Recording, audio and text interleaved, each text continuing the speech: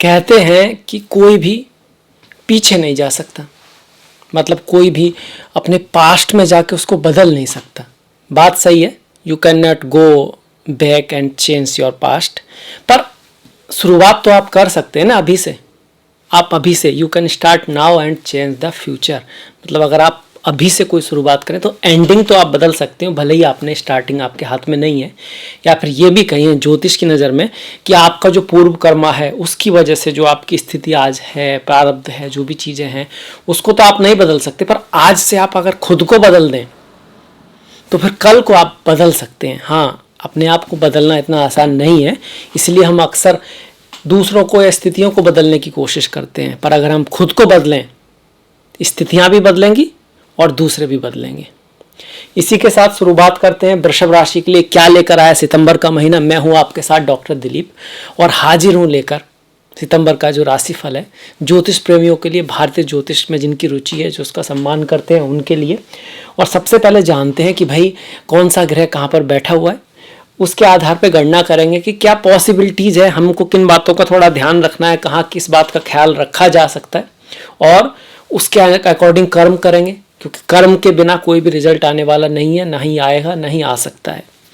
अगर हम वही करते जा रहे हैं, हमारी वही सोच है जो रहती है, तो रिजल्ट भी वैसे ही रहने वाले हैं। ये आपको भी पता है, मुझे भी पता है।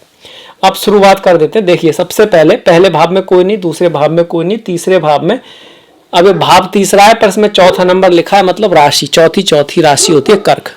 शुक्र गोचर कर रहे हैं, ये चौथा भाव है, इसमें पांचवी राशि सिंह है, इसमें सूर्य और बुध गोचर कर रहे हैं। सूर्य यहाँ पर 17 तारीख तक है, 17 तारीख को सूर्य कन्या राशि में जाएंगे और इसीलिए इस महीने को कन्या संक्रांति होगी। संक्रांति बहुत इंपॉर्टेंट त्योहार है, संक्रांति है, अमावस्या है, पूर्णिमा है। कई बार लोग रेमेडी पूछते रहते हैं। देखिए, इन दिनों अगर आप निष्काम भाव से, प्रेम से, त्याग से, मन से किसी की हेल्प, सहायता करते आ रहे हो तो आपका बहुत कुछ बदल सकता है ज़िंदगी में। पर लगातार प्रेम से, रिजल्ट के लिए नहीं, मन से अगर आप करोगे तो ये बहुत बड़ी रेमेडी है। खैर, सूर्य जा रहे हैं 17 तारीख को, जिस दिन संक्रांति होगी। सूर्य आत्मा है, आत्मा सो परमात्मा। इसके साथ साथ जब सूर्य यहाँ पर आएंगे तो 17 तारीख के बाद सूर्य और मंगल दोनों साथ में आ जाएंगे पंचम भाव में। कहीं ना कहीं अंगारक योग बोल देते हैं इसको, और मंगल तो पूरे महीने यहाँ रहने ही वाले हैं। बुध शुरू में वक्री रहेंगे, गुरु भी इस साल, इस महीने में जाकर 4 तारीख को वक्री हो रहे हैं आपके 12वें भाव में, जहाँ वो मेष राशि में राहु के साथ बैठे हैं, और शनि 10वें भाव में है, कुंभ राशि में जो वक्री हैं ही, और केतु जो हैं वो आपके 6ठे भाव में तुला राशि में बैठे हुए हैं। 7वीं राशि जो होती है ना वो तुला होती है। जो नंबर है वो राशियों को दिखाते हैं। ये पहला भाव है, ये दूसरा है, तीसरा है, चौथा है, 5वां है, 6ठा है, 7वां है, 8वां, 9वां, 10वां, 11वां, 12वां। आपके पास अगर आपकी कुंडली नहीं है तो मैं आपसे कहूँगा कि आप एस्ट्रोसेज पर जाएँ, वहाँ पर अपना नाम लिखें, अपना जन्म स्थान लिखें, जन्म का समय आप लिखें, आपकी कुंडली फ्री में बन के निकल आएगी। और भी कई सारी मतलब हो सकते हैं जहाँ पर आप जगन्नाथ हो रहा है उसको आप डाउनलोड कर सकते हैं, वहाँ पर भी आपकी कुंडली निकल आएगी। चंद्रमा से हम देख रहे हैं, राशि की बात हो रही है, पर लगन से भी देख सकते हैं। अब आ जाते हैं रिजल्ट के ऊपर। देखिए, सबसे पहले इस महीने सूर्य अपनी राशि में बैठे हैं 4थे भाव में, और पंचमेश के साथ बैठे हैं, तो ये राजयोग हो गया। कई बार बोलते हैं ना भैया हमारी कुंडली में कोई राजयोग है या नहीं है, तो राजयोग बन रहा है आपके गोचर में। राजयोग क्या देता है? ये आपको प्रभाव देता है, ये आपको शक्ति देता है, ये आपको धन से नहीं, इसका मतलब राज मतलब शासन, शक्ति, राज्य, राजा के साथ पावर होती है। धन तो किसी व्यापारी के पास भी हो सकता है, पर उसमें पावर नहीं होती उसके पास। तो राजयोग बन रहा है, मतलब अगर आप स्टेटस की तलाश में हैं, आप नौकरी की तलाश में हैं, आपको कोई प्रतिष्ठा मिल सकती है, कोई सम्मान मिल सकता है, इस चीज़ को दिखा रहा है। पढ़ाई लिखाई के मामले में भी वो भी एक सम्मान होता है ना, किसी ने अच्छे मार्क्स आ गए, किसी को स्कॉलरशिप मिल गई, उस एज में तो वही आपका शक्ति है ना। तो उस चीज़ को भी दिखा रहा है, क्योंकि पंचमेश बना रहा है। अगर आप स्टार हैं, आप मीडिया में हैं, आप कोई वक्तव्य देने वाले हैं, आप कोई परफॉर्मर हैं, आप एडवाइस देने वाले हैं, उस केस में भी ये राजयोग बना रहे हैं। सूर्य बुध का जो योग बन रहा है, ये निपुण योग तो है ही, बुधादित्य योग तो है ही, जो बुद्धि देता है, दूर की सोच देता है, और आपको जो आपका गुण है उसकी वजह से फेम देता है। अगर जन्म कुंडली में योग है तो 100% गारंटी है कि आपका ये समय अच्छा जाने वाला है 17 तारीख तक का। अगर जन्म कुंडली में ऐसा योग नहीं है तो फिर उसका रिजल्ट आपको थोड़ा बहुत ही मिलेगा, पर इसका रिजल्ट की संभावनाएं तभी बनती हैं जब आपकी कुंडली में भी ये योग हो, क्योंकि गोचर का रिजल्ट है। और कई बार लोग बोलते हैं कि भाई आप तो कह रहे हैं वो तो हो नहीं रहा, वो आपके चार्ट में नहीं लिखा है, पर किसी के चार्ट में तो लिखा है ना, वृषभ राशि वालों में से, तो उनके लिए हो सकता है। कब हो सकता है? 5, 15, 24, 2, 11, 21 और 29 तारीख को इस तरह की पॉसिबिलिटी बन रही है। यहाँ पर आपको पद प्रतिष्ठा सम्मान मिल सकता है, घर जमीन खरीदने का भी योग यहाँ पर बनता है आपका। पॉलिटिक्स में या फिर फॉलोअर वगैरह, मतलब पब्लिक सपोर्ट आपको मिल सकता है, इस चीज़ को यहाँ पे दिखा रहा है। जॉब की बात कर लें हम, इसके साथ ही जॉब के भाव में शनि महाराज बैठे हुए हैं, सूर्य सामने रहेंगे उनके 17 तारीख तक, तो ऐसे तो अच्छा है, पर थोड़ा आपको अपने बॉस से, अपने गुरुओं से, अपने से बड़ों से बना के रखनी होगी।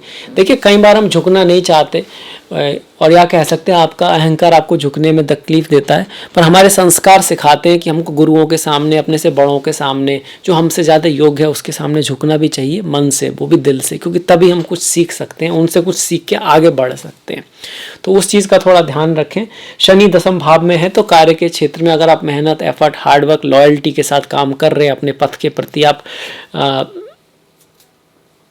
कह सकते हैं जीवंत हैं और धर्म के पाथ पर सही तरीके से कोशिश करें। शनि महाराज गलत तरीके से रिजल्ट नहीं देते हैं या फिर दिक्कत डालते हैं और परेशान करते हैं, पर अगर आप दूसरों के लिए, समाज के लिए कुछ कर रहे हैं, आपके काम का मेन मकसद जो है वो दूसरों के कल्याण के साथ जुड़ा हुआ है, साथ में आपका कल्याण तो हो गई, आप अच्छे डॉक्टर हैं, आप अच्छी तरह से इलाज करते हैं, आपके पेशेंट्स आपसे खुश होंगे, खुद भी आएंगे, दूसरों को भी बताएंगे, सीधी सी बात है।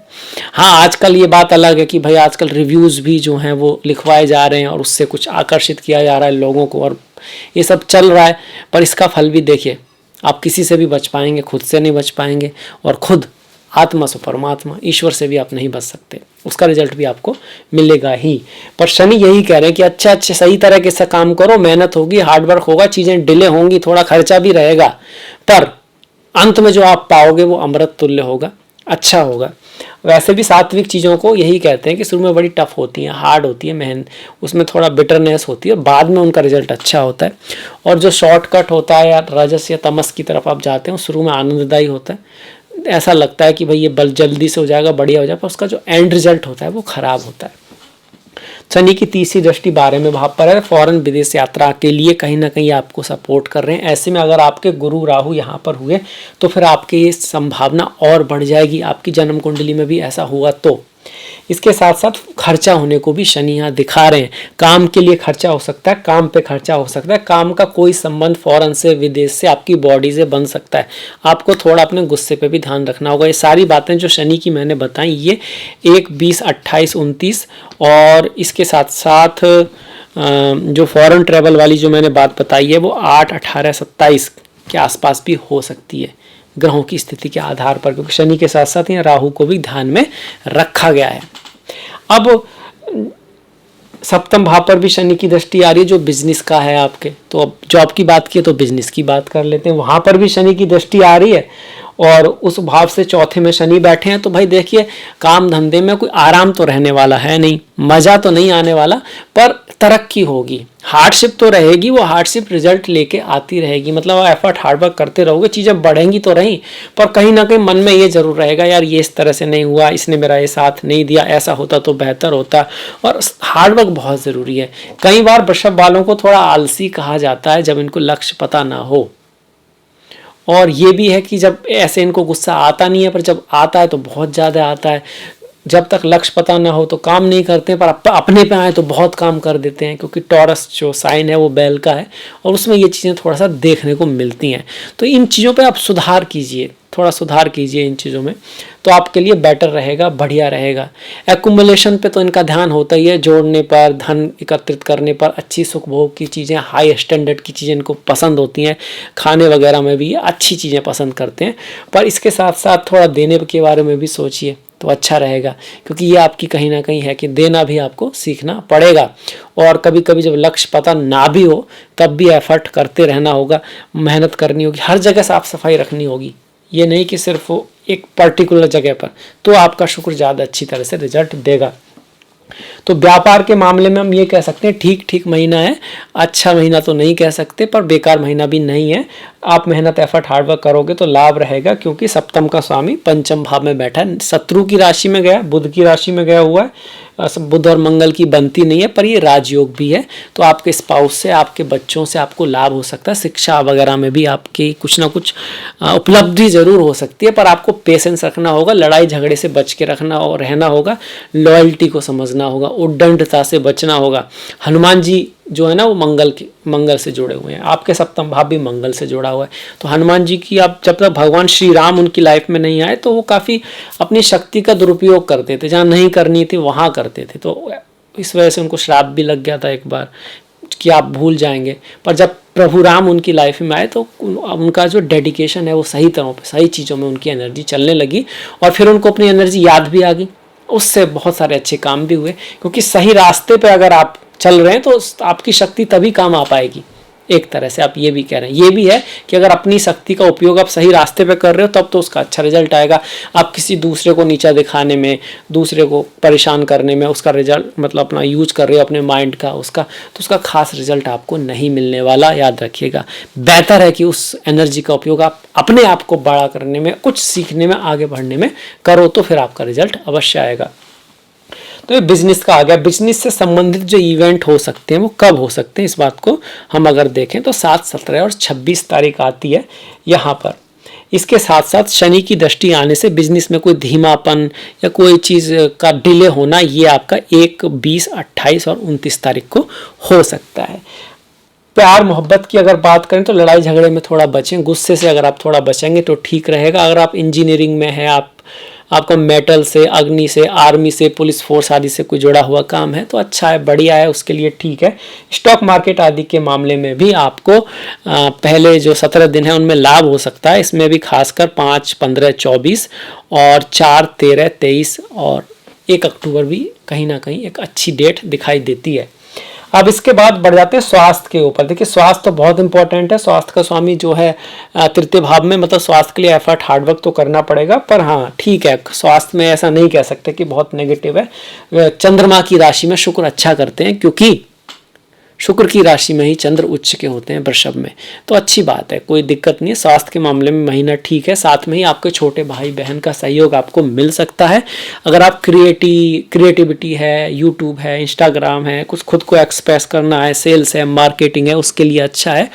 आप थोड़ा रिस्क वगैरह अगर इस महीने लेते हैं, कोई नया रिस्क लेते हैं, आर्ट, डिजाइन, क्रिएटिविटी, इससे संबंधित क्षेत्रों में, तो आपको लाभ होने की संभावना है। कोई फीमेल, चाहे वो आपकी बहन हो, फ्रेंड्स हो, आपके लिए हेल्पफुल हो सकती हैं, ये है। और आपको गाय माता की सेवा करना इस महीने बहुत अच्छा रहेगा। शुक्रवार के दिन अगर आप उनको चारा खिलाते हैं, आप रोटी डाल सकते हैं, आप छोटा सा आटे का कुछ, मतलब कुछ भी हो, अपने मन से करना है, दिल से करना है। ऐसा नहीं जिसे करने के बाद आप वेट करो भैया किया और रिजल्ट तो नहीं आ रहा तो फिर अगले दिन से नहीं करेंगे, ऐसा नहीं है। वो दिल से होना चाहिए, मन से होना चाहिए। रिस्पेक्ट जो है ना वो आनी चाहिए। जैसे हम किसी के प्रति रेस्पेक्ट होती है, भैया आपसे कोई कहे आप ना अपने फादर की रेस्पेक्ट करो, तो आप रेस्पेक्ट कर रहे हो, तो वो रेस्पेक्ट थोड़ी ना हुई। आपको कोई बताता है कि आप अपनी मम्मी से प्रेम करो, आप करते हो। अगर आप सुन के कर रहे हो तो फिर बात कहाँ हुई। हाँ, कहीं से बातें आ भी गई तो फिर वो आप में आ जाए, तब उसका रिजल्ट आना शुरू होगा। अब ये भी बात हो गई, जॉब की हो गई, प्रेम विवाह सबकी हो गई। रियल एस्टेट जमीन की बात करें तो घर, गाड़ी, भूमि, वाहन खरीदने का योग बनता है, उसके लिए महीना अच्छा है। और खास करके 17 तारीख तक ज़्यादा अच्छे योग हैं। और इसमें भी 2, 11, 21 जो तारीखें हैं, 2, 11, 21 और 5, 15 जो तारीखें हैं वो काफ़ी इंपॉर्टेंट हैं। धन की बात करें, धन के मामले में भी महीना ठीक है, पर धन में जो लाभ होगा पुरानी चीज़ों से ही होगा। जो कुछ चलता आ रहा है उससे ही लाभ होगा। नई चीज़ों से लाभ होने में थोड़ा देर लगेगी, क्योंकि काफ़ी सारे ग्रह वक्री चल रहे हैं। और यहाँ जॉब, बिजनेस, हर क्षेत्र में ये बता दूं कि चीज़ें थोड़ी स्लो तो ज़रूर रहेंगी। और रिजल्ट जो आएंगे पुरानी चीज़ों को सुधार करने से आएंगे। आप मतलब कुछ सुधार किया जाए जो चल रहा है उसमें, तब ही रिजल्ट आएंगे। आप सोचो जो चल रहा है वैसे ही चलता रहे, कोई कहीं सुधार की आवश्यकता है ही नहीं, मैं तो एकदम परफेक्ट हूँ, तो आप गलत सोच रहे हैं। क्योंकि गुरु वक्री हैं, शनि वक्री हैं, राहु केतु तो वक्री होते ही होते हैं, बुध भी महीने में थोड़े वक्री रहेंगे। ये ग्रह इस चीज़ को दिखा रहे हैं कि आपके लिए ये समय है कि आप अपने ऊपर विचार करें और जो हाँ सुधार लाना है वो लाएं, तब आप उस तरफ बढ़ेंगे जहाँ आपको जाना चाहिए। देखिए जब हम बहुत बिजी रहते हैं तो अच्छी बात है, पर इसमें एक बहुत माइनस है कि आपको अपने बारे में समय नहीं मिलता, अपनी गलतियों को समझने के मामले में। कहाँ मैं गलत हूँ इस बारे में हम सोचते नहीं है पहले तो, और अगर समय ना हो तो फिर तो कहते हैं कि भाई इतना समय ही कहाँ है कि हम अपने बारे में सोचें, पहले काम ही निपटा लें, वही बड़ी बात है। पर शास्त्र कहते हैं कि भाई मेडिटेशन, ध्यान जो है वो सांसों को देखना नहीं है, खुद को देखना भी है, अपने में क्या खराबी हो सकती है, कहाँ में कमी है, मेरे व्यवहार में कहाँ कमी है, मुझ में कहाँ सुधार किया जा सकता है। ये भी अध्यात्म है, खुद को जानना, नोइंग कहते हैं ना, आत्म साक्षात्कार। आपको समझने में ये चीज़ तो पहला स्टेप है कि आप खुद को समझो और आपकी जो कमियां हैं, आपका कहाँ क्या सुधार कर सकते हो उसको सुधारो, तो फिर रिजल्ट आपका बदलेगा ही बदलेगा। अब इसीलिए बोलते हैं जो योगी वगैरह जो होते हैं वो जो है ना चार्ट से ऊपर उठ जाते हैं, आपने सुना होगा इस तरह का, कि उनके जो बुरे योग भी उतना बुरा रिजल्ट नहीं दे पाते हैं, क्योंकि जो डेस्टिनी है ना, जो पास्ट है उससे आपका वर्तमान आया है, तो आप उसी तरह से वर्तमान जी रहे हो जैसा आपका नेचर है। पर अगर आप उससे उठ जाते हो, आप वो करने लगते हो जो सही है, ना कि जो आपका मन कर रहा है, तो आप अपने पास्ट से अलग हो गए, आप अपने पास्ट को बदल रहे हो। You can start now and change the ending. आप अभी शुरुआत करके अंत को बदल सकते हो, पीछे नहीं जा सकते। चलिए अब इसके बाद सेहत भी हो गई। भाग्य की बात करें, भाग्य का स्वामी जो है एक अच्छे योग में है, धर्म कर्म अधिपति योग में है, दसम भाव में बैठा है, पिता गुरु आदि से आपको लाभ रहेगा, हार्डवर्क मेहनत एफर्ट आपका रंग लाएगी।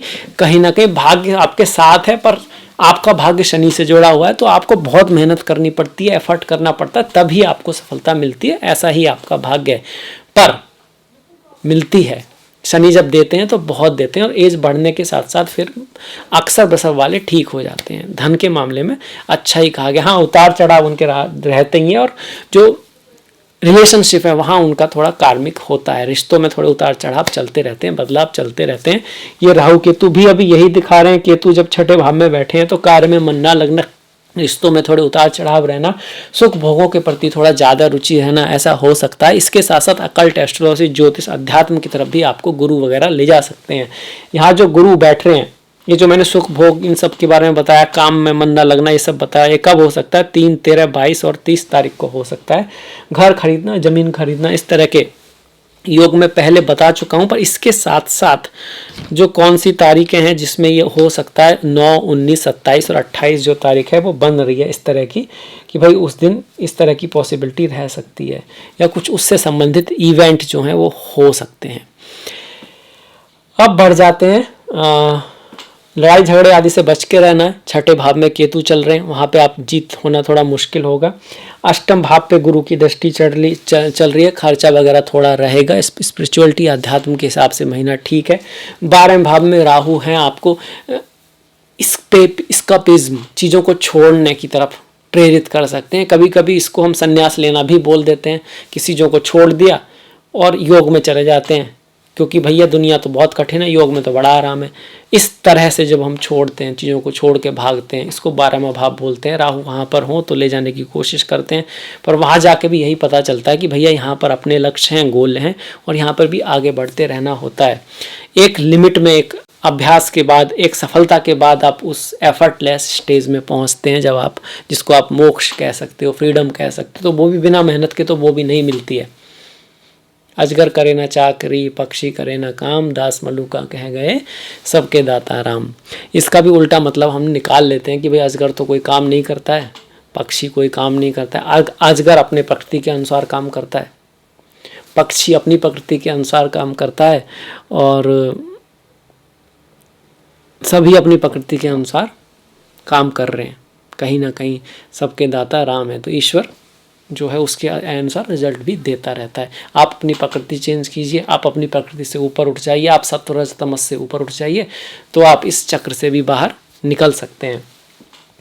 ये भी हो गया। अब देखिए, त्योहारों की तरफ बढ़ने से पहले थोड़े शुभ जो तारीखें हैं, जैसे 21, 24, 30, 31 जो अच्छी तारीखें हैं। अगर वाहन से संबंधित कोई काम है, 17, 26, 27, 31 प्रॉपर्टी से संबंधित कोई काम है, उसके लिए शुभ हैं।